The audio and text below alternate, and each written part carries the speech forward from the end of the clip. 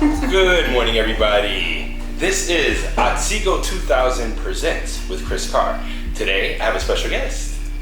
Hi, my name is Jeannette Tuitele-Lewis, and I'm here with Big Sur Land Trust. Awesome. For the people that do not know, this series is to help us share best practices, meet other passionate people involved in either conservation, land stewardship, or the exploration of us as humans being unified with the world around us. So, without starting at job position, what would you say describes you, or how would you identify yourself? Okay. Well, I am someone that grew up biculturally. So, my family's from the South Pacific. I'm half Samoan, and I grew up basically between the South Pacific, Hawaii, and the West Coast. So moved around a bunch, but was born in California. Found my love of the outdoors began as a teenager, being here in California, and then really took that a bit further when I realized that outdoors and doing something that was related to land was sort of my soul calling, if you will. Yeah. I was never good in the classroom, right? So I struggled in school, and but I found time outside. That's where I developed my passion, and my care for everything was in the outdoors. Yeah, as a young person, what drew you to either nature, outdoor activities? Did you feel as if it was like something that was imposed where you had to do it, or were you a person that kind of naturally wanted to be out and run around and put your hands in the dirt? So just to, I grew up moving around a bunch, and so as I mentioned, I had struggled with school in my early years, and so for me, it was I had dropped out of high school. I got into some trouble, and I was trying to sort of figure out my way forward. And I had a friend who, one day asked me, hey, do you have any interest in going out on this, on this hike? I'm like, a hike? I mean, that was not something that I ever really thought about doing, right? I didn't have a family that hiked or went camping or anything like that. And so I said, well, sure, can I bring a 40? Because, this was back in the day when I cared more about those things than anything. And he was like, well, you can bring you up, but, I don't know, it's a lot to carry. So anyway, we went out, spent a day out just on the landscape, and that is when I fell in love with oak woodlands, and this would have been what is sort of around the Vacaville area in East Bay, East Bay, kind of towards Sacramento a bit. And that's where I fell in love, and I came in and I walked out of that park very differently. I remember seeing the park from my neighborhood. I could see it from my neighborhood, but I didn't know anybody that went there. And I thought, well, I don't know, might get in trouble if you go there or something, But it was actually someone who introduced me to it. And I remember coming back out of it and feeling so much lighter. And I realized, I was like, oh, I think I need to go back to that park sometime. So, when other people were in school, I was hiking in the hills around that park. Wow. So then how did you end up involved with the land trust? What took you from that kind of emotional experience of a personal kind of experience into this is something that you could do on a 9-to-5 or that you could do on a more consistent basis? Yeah. So, it took a little bit because I was still kind of doing my own thing, and but I kind of reached this point. I had gotten into even more trouble, and I had to make some decisions about what I was going to do. I had run away, and I was down in LA, and I decided, what? If if I make it back and I make it back okay, I gotta switch it up. I gotta do something totally different. And when I thought about, well, what would I do differently? And luckily I was still young at the time. I was just before my 18th birthday. And, when I was trying to think about what to do, I thought, well, the only thing I really enjoy is just being outside. So maybe I need to do something related to that. So I went back, I got my GED, and then I enrolled in community college, and it took me about 3 years to get through that because I basically hadn't really been in school since the 8th grade. So it took me a while to kind of catch up and take some remedial courses and build things up. And then I ended up transferring to University of Hawaii because I'm Polynesian, and I was really wanting to be closer to that side of my family that was in Hawaii and in Samoa. And I was really drawn to the relationship between people and land, and particularly things like ethnobotany and traditional ecological knowledge. And so I started focusing my work, and it happened that University of Hawaii had a really fantastic ethnobotany program. So this would have been in the early 90s, or mid-90s, and so I enrolled in that, and I studied there, and then it kind of took me back to the Samoan Islands, where I stayed there for a while, and I worked under some traditional healers, and then I worked out of a research station for a while, and eventually I ended up going to graduate school, and then I did that, and then, I don't know, it just sort of evolved over time, and somehow I ended up, in land trust. I actually heard about land trust for the first time when I was in graduate school, and I thought, oh wow, they were so different because in the South Pacific, in the Samoan Islands, we still have our traditional land tenure system. So you're under the jurisdiction of a chief, and you have your communal lands, and you're sort of stewarding these lands, and those lands get sort of passed down to families, and it was just a very different system than private land here, which is based on whole different models of more of an individualistic instead of a collectivist sort of approach and culture. And so, but I'd heard about this idea of private land conservation for the public good, and that's what got me interested. So that's how I ended up volunteering first for a land trust and kind of working my way up. Wow, I'm so glad I stopped in here and have been able to set up this interview, because I didn't even know what a land trust was until maybe a year or two before we bought property from a land trust. And had to become familiar with what the easements were. When we first told our lawyer, we want to buy this property, it's in conservation easement. He's like, do not do that. Never buy anything with limitations. And we had to explain to him our goal and our orientation to non-exploitative use of land, and so it actually fit like our program and what we wanted to do. But I had to explore and learn a lot more about what land trusts do, what they have done. Could you give maybe a brief understanding of what a land trust is technically, and in this case, what a conservation easement could look like? And I'm going to check to make sure our sound is also good, but you can start answering. Okay, sure. So a land trust is a nonprofit organization that is really focused on conserving land. There are many different types of land trusts. There are land trusts that, for example, preserve and protect agricultural land. There are land trusts that work in urban regions that we're looking at creating more urban parks, and that's their focus. Purchasing land and creating parks.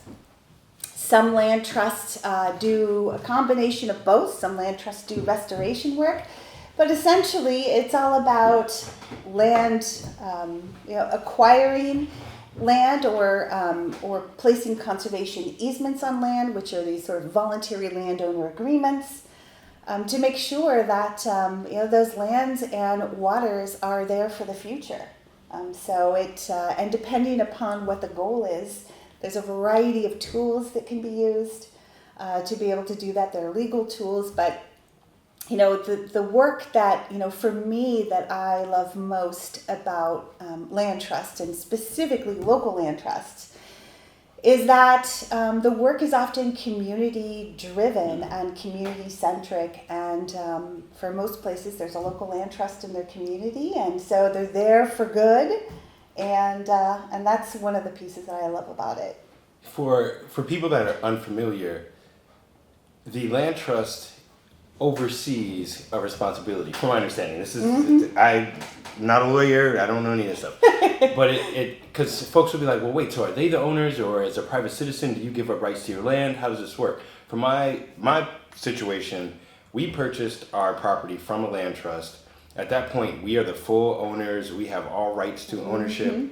We inherit the easement, and that easement prevents us from very particular things. There's some easements where you can have 3 cows, or there's some easements where you can have 2 buildings, but it can only develop in a certain way. Ours is a very strict easement where we cannot build anything more than an 800 square foot maintenance shed. It cannot be tied into septic or electricity. It can't have solar generator. No full-time living in that shed. We can't put in a roadway, but we are allowed to selectively clear if we work with a forest management plan. We are allowed to put in trails and bring folks out and do hiking and camping experiences on our property. Nice. And at that point, the land trust will check once a year to make sure we haven't violated our agreement. Right. Does that sound about right? Like how things tend to work? Yeah, I mean, there's so many different ways that land trusts work. So it sounds like, the land trust had a conservation easement, and then you are you are now an owner of that land, right? So you weren't the original group that put the conservation easement on it, but you're sort of a successionary owner of an existing land trust investment, it sounds like, of sorts, right? Then there are different ways to do it. So for example, some land trusts will just continue to hold land and fee title, and maybe hold different nature preserves. That's what we do. We have different preserves. Sometimes we will purchase land and transfer them so that they can become parks that allow more open access for parks. So, for example, Big Sur Land Trust. So sorry, Big Sur Land Trust has has been able to purchase large tracts of land that now have become our regional park district, or it got transferred to state parks, and so we don't own it. We have no say over what happens on that land. It's now in the public's hands, essentially, right? So that's one way to do it. And then another way is to basically have conservation easements, these voluntary landowner agreements on land, and sometimes those are purchased, sometimes those are donated. It just depends. So we actually do all 3 things. So it just depends on the land. It depends on what kind of funding might be available to do it, and it depends on the relationship. That's really critical. Is a relationship with the land and with if there's a previous landowner. So yeah, and if you are a landowner and decide to put your property into easement, from my understanding, there are some tax benefits to doing that, as well as if you could have generated revenue or there was a commercial opportunity for that property. There are also some benefits if you say, well, we could have, but we're choosing not to. And so my understanding is there's sometimes a tax window you get. What are some of the benefits for people besides them feeling good that they're doing what they can to be better stewards? Yeah. So for easements, there are some tax incentives, and I'd have to look at the latest sort of rules around there. If they choose to put a conservation easement, and it can be, I believe that it can be extended up to, it's at least 5 years now. Okay. That you can receive some benefits. Now, depending upon what your situation is, it can be, if you are land rich and, cash poor, if you will, it may be more of a benefit than, if, depending upon what your, specific individual need is and we always recommend folks to talk with tax attorneys on, all of the benefits. Most of the easements that we have done in our region, they're often with landowners. Some of them I think can, take advantage, but not everyone is able to take advantage of the tax incentives, and so it just depends. So, Okay. Yeah. With this area of the country, I know you all might have different issues than we see being in upstate New York. One of the reasons I've been putting together this series are to I think share awareness and share experience of different regions of the country, and to help get these conversations going in terms of best practices. If there are some overlaps or a Venn diagram of initiatives, what are some of the programs that you all are working on or that you're excited about that are coming up in the next year? And I'm going to make sure this works. Yeah. We've got a couple of really exciting initiatives. So one of the things that I think we're really lucky here in California is that we've had leadership at the highest levels of government that's really been in support for 30 by 30. So are you familiar with 30 by 30? Please let the folks know. Yeah, so 30 by 30 is initiative. It's an initiative. It's actually a global initiative to protect 30% of lands and waters by 2030. And so California was actually the first state, or the first, I guess, in the U.S., because all this happened during the previous administration when countries were beginning to commit to this 30 by 30 effort.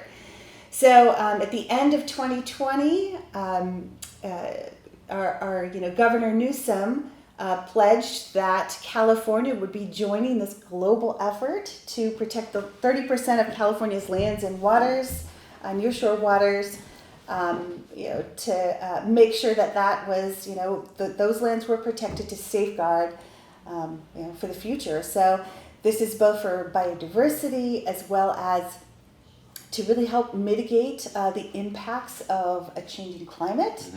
And really looking at everything from climate smart strategies and how we can integrate a lot of different strategies to be able to make sure that our lands are protected. Because I think most people understand the basics that land is a really good it's almost like an insurance policy against the future. You need to be able to have large tracts of land for species to be able to move, to be able to continue to have clean water, and to be able to, really protect all of the things that make places like California and places all over the country really special. So we are really lucky to not just have the governor move forward with that initiative, but to also put real money behind it. Because that's one thing, right? To be like, yeah, we're going to do that. But then if there are no resources behind that, then that makes it really challenging.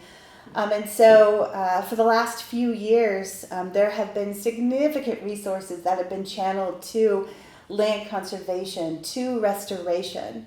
And that has been a really wonderful thing. So we've been able to do some projects that have been in the works for a long time, and to be able to get some state funding by our agency partners to be able to do some really important things. So a couple of things I'll just share is that in addition to being able to recently conserve another 5,000 acres, which we're pretty excited about. 5,000, and working in partnership with the Estland tribe of Monterey County. We're going to be doing a co-management together, so that's really exciting. So in addition to that, we have also made really good headway on two large-scale green infrastructure projects. So where we're using nature to help solve some of the issues in our own communities, right? Yeah. So we've got one along the Carmel River, which is a big, large-scale floodplain project where we're going to be removing portions of the levee to flood the south side, some old farmland, and some land that was donated to the land trust. Because right now what happens is that during these major flood events, you've got floodwaters that, are impacting businesses and the communities just north of the river, the homes just north of the river. So by removing portions of the levee in a 5-year event, it'll flood down to the south, and then we'll be recontouring that floodplain, restoring it with riparian species, and then reconnecting it under a bridge under Highway 1 with the lagoon.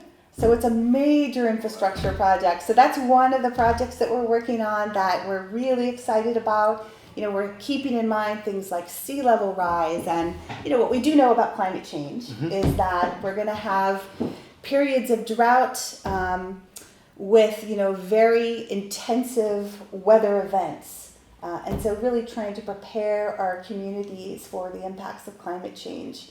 It's going to be really important. Yeah, kind of specific to this area, what are some of the concerns? And I know being in New York, people will have heard of the wildfires in Northern California, or people are aware of the water issues.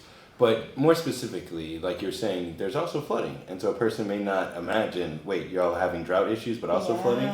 And so what are some of the specific issues that you all are trying to either mitigate or figure out how to ameliorate in some form or fashion? Yeah.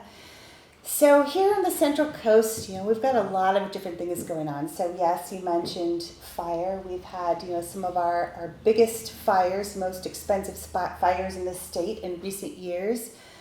And part of that, of course, is, the lack of forest management, but it's also been really impacted by just these periods of drought, and then things like disease and that we're having for many areas in our region. You walk under the forest and you just look at it and you just know that it needs to be burned. It's been a long time since it's had a good fire, but also because there's so much build-up fuel. Right. It's a little bit scary when a fire happens too, right? So really thinking about how to do that in a way where we can be really careful, and also just make sure that things are safe so that fires don't get out of hand, but also, really thinking about the importance of that, because it's something that, has been an indigenous practice here for thousands of years. And, it's not as if when folks came across the land that all of a sudden, they're like, oh, this is, this idea of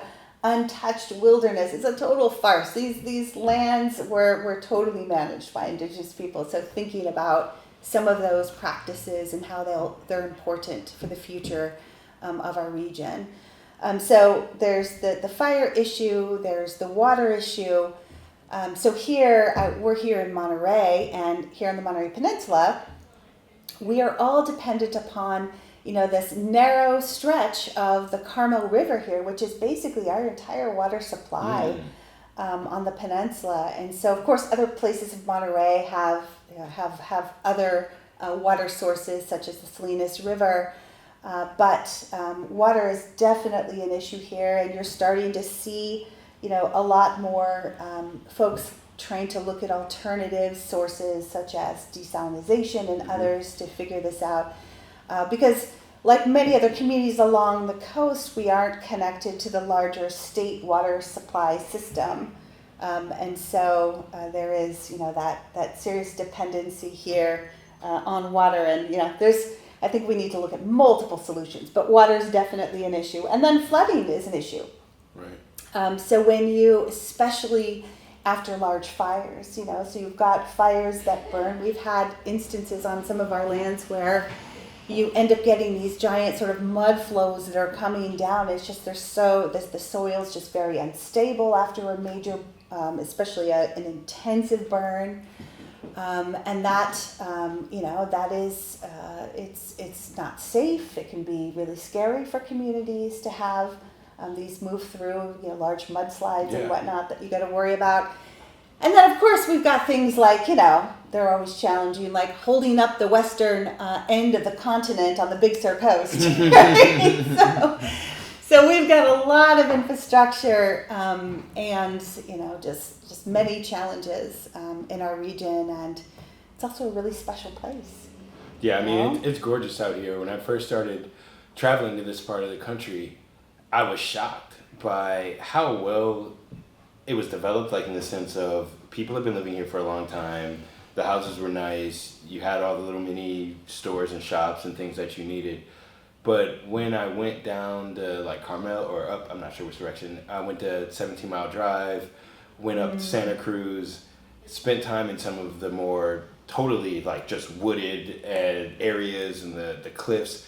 I mean, it's gorgeous out here. And like in certain ways for me, compared to New York, like pristine. Yeah. But clearly people have been out here, 1860 something or 1850 something, people were setting up forts, if not earlier. And then people have been living here as migratory or settled peoples for who knows how long. And so it's a fascinating part of the country to me. How do you, and last question before I switch out here, how do you manage celebrating the growth and bringing out people to these natural areas and bringing attention to it and kind of getting more commercial activity out here, but still keep it natural? Yeah. Well, I mean, I think tourism is a big piece of why people come here. So yes, we have incredible restaurants and nice hotels and all things, but people really come here for the landscape, right? Yeah. And so I think that I think people who live here really recognize that, and there's a high value that's placed on conservation. And so I think that's just it.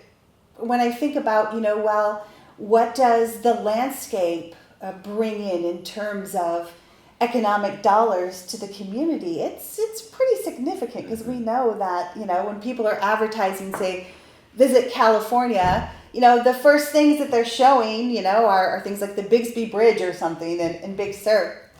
I think one of the biggest challenges for us is really thinking, and particularly in Big Sur, is how do we promote, really responsible visitorship, because there's always a balance, and this is true on any lands that we have and that we manage, is we're always trying to balance the conservation values with the access values, because we know how important it is for people to have access to nature, and we also have to do our best to protect, habitat, and things can get easily overrun sometimes, and that certainly is happening in places like Point Lobos and elsewhere. So for us, for Big Sur Land Trust, we really focus largely on managed access for lands that we own, but we also recognize that some lands just need to be parks, because there's just a dearth of access to nature, and or some places are just really magnificent. They become these kind of ambassador landscapes that people then fall in love with the outdoors and support conservation efforts. And one of the things that you mentioned earlier about coming here and just seeing all this pristine sort of looking open space, and it actually also speaks to one of the challenges earlier, is that here in Monterey County, there are pretty big differences in who has access to parks and open space. And so, yes, you can look out and there's beautiful lands, all across the Salinas Valley, but, how many places are actually accessible for the people and the residents to get into open space? And so that's one reason why we really felt it was important to look at building a park in the center of the city to be able to bring nature back into the city, and to make sure that we were planning with residents to build a park that the residents wanted.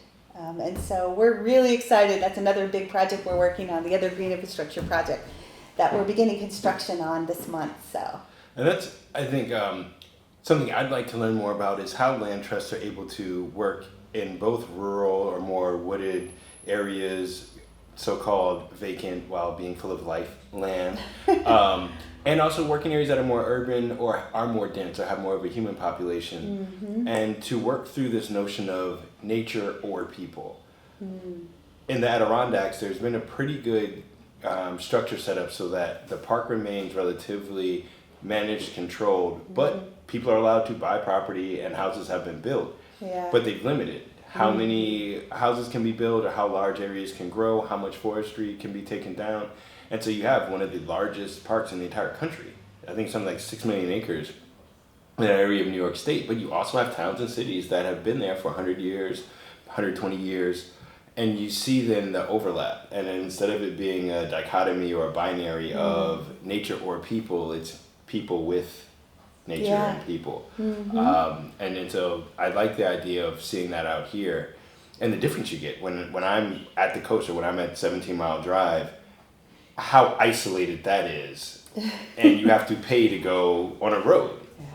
Then when I'm in either Salinas or Seaside or some of the other areas where you have people and culture and industry, but you still have these amazing cypress trees around. You still have all this vegetation and the lemon trees and citrus and all the succulents, and that you can still feel the vibrance of the natural life that's still there amongst the urban experience.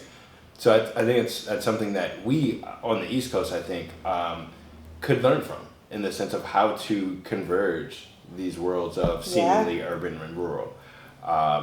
Earlier, something that I'd like to know a bit more about is how you were able to work with some First Nation folks or tribes or indigenous Americans here, and what we can learn about maybe best practices when it comes to collaboration and when you're working with groups or individuals who may move on different timetables or have different requirements in terms of trust or legitimacy. Right. Yeah. It's interesting to me to think about. There has been a real recent, interest in working more with tribes, which we are long overdue, and this is a wonderful thing. I think a new sort of development in the conservation community to see more of these partnerships forming.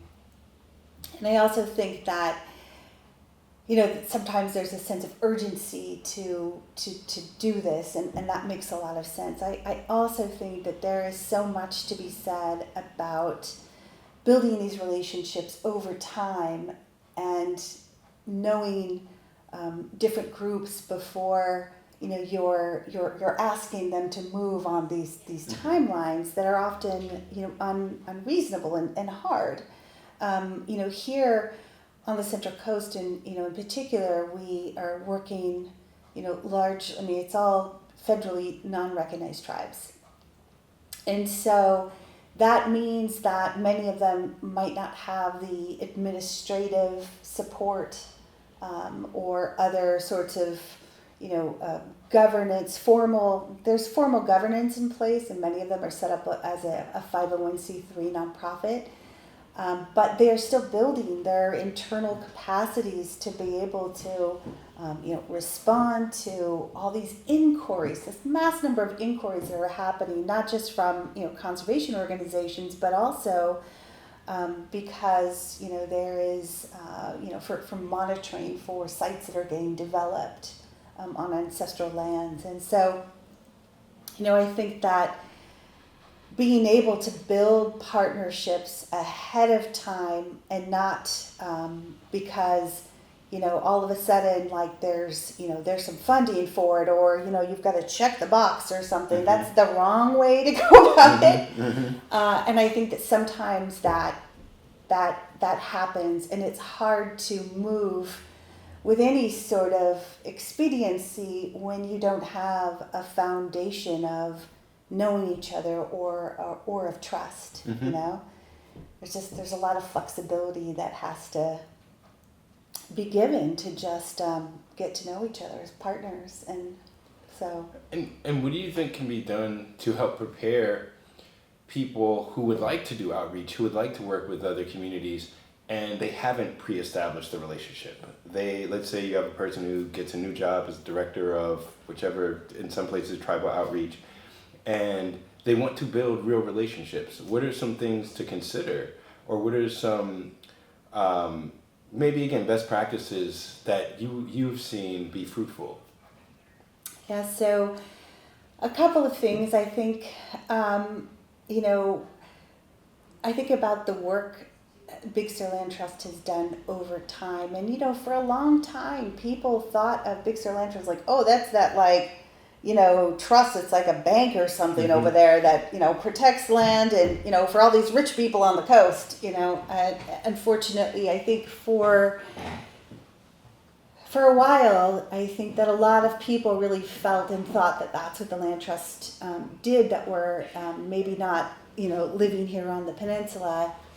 And, really beginning with a listening tour. And that happened, this was before I came.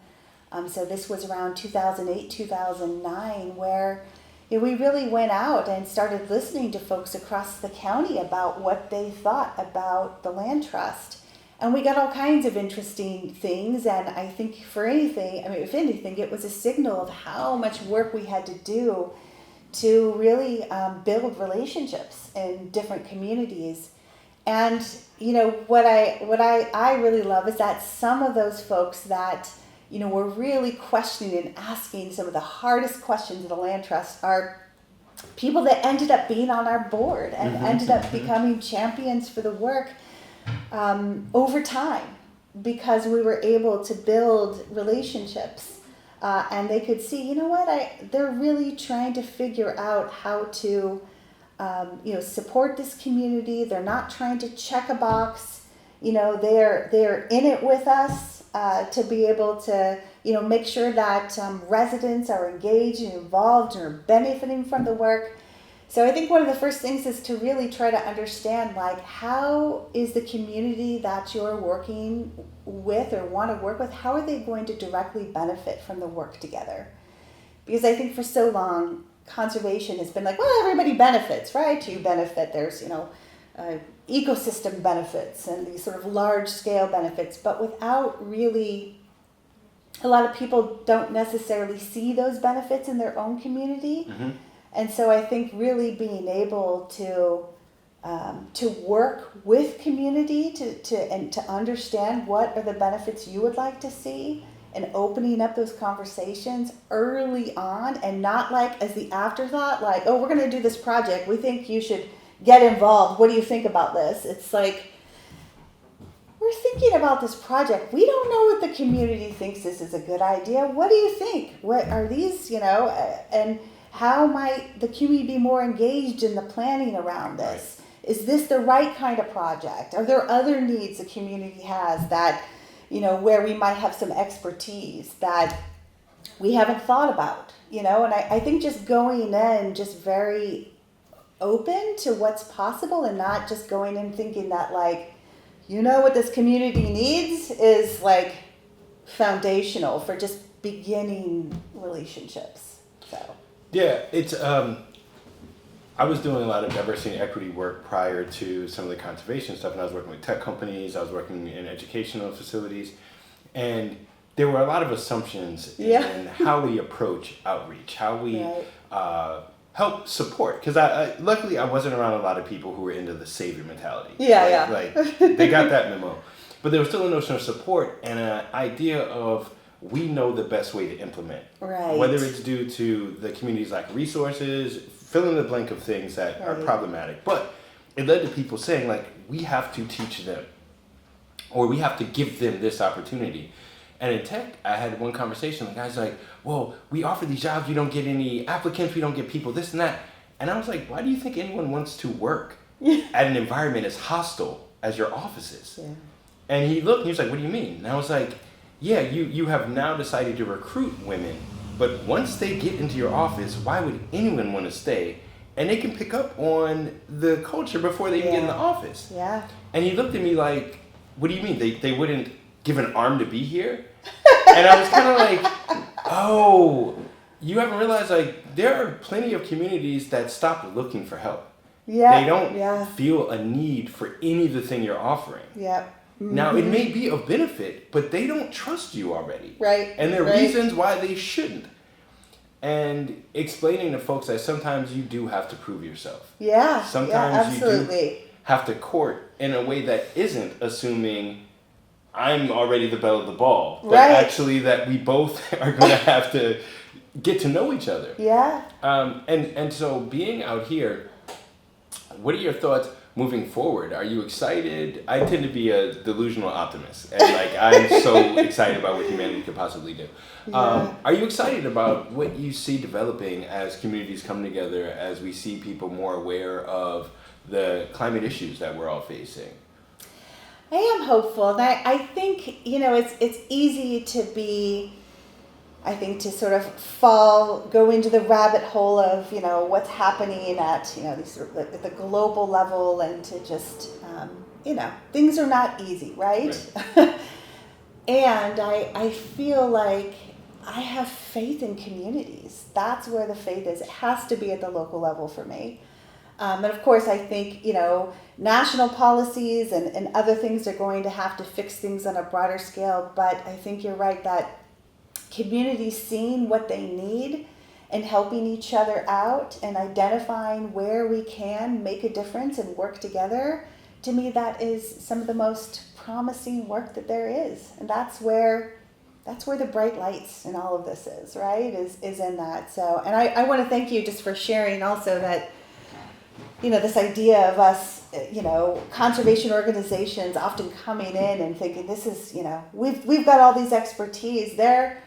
My goodness, we have learned so much in working in different communities, and we know that we only bring like one piece of it, one piece of the work, and that there's so much to be learned from the people that are having the lived experiences of being in the communities every day and knowing what is needed. And if there is a fit, then that's a wonderful place to come together to work on together, But sometimes there isn't. So I really appreciate that. And like you said, having the engagement and the interaction outside of a transactional purpose. Yeah. If you have community overlap and you have proximity and you have people that are even having discussions amongst each other, then when opportunities come up, in my mind, it seems easier to pull the puzzle pieces together, because we're not in the phase of, do we even know each other to understand what we could do with each other? Right. And you may have some awareness of not every shoe fits. Right. And there may be, again, that I was speaking to someone who said that you have to move at the speed of trust. Mm-hmm. And in a lot of the work I've been in, being in New York City, people are like, what is the speed of? No, it's as fast, as big, as much as possible. Go. And that nice reminder of like, sometimes we can slow down a little bit. Yeah. Sometimes I think that we're often struggling between this race to address all of these really big issues, like especially in the face of climate change.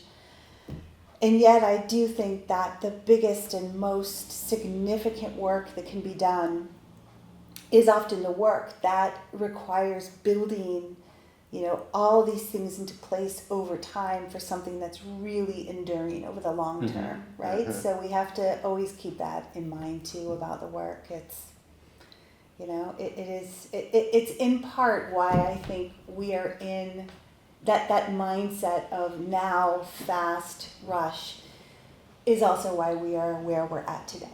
Right. That is the truth of it. And so really thinking about how we might be able to work differently is also part of the solution.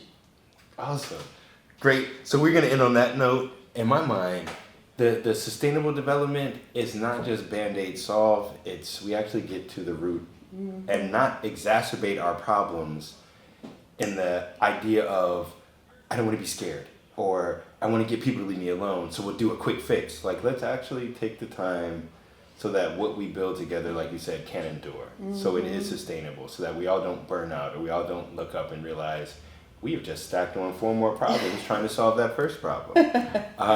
So if people would like to know more about you, your work, Big Sur Land Trust, how can they find you and how can they get more info?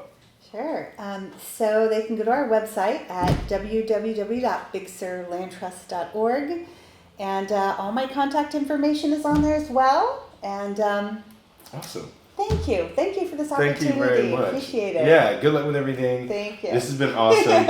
And all the people out there, One of the reasons we do this series is to show you that as an individual, there are still things you can do to be involved in your community or involved in the world around you. So thank you again for sitting with us. And this has been Otsego 2000 Presents with your host, Chris Carr and Jeannette Tuitele-Lewis. all right, peace out. Excellent.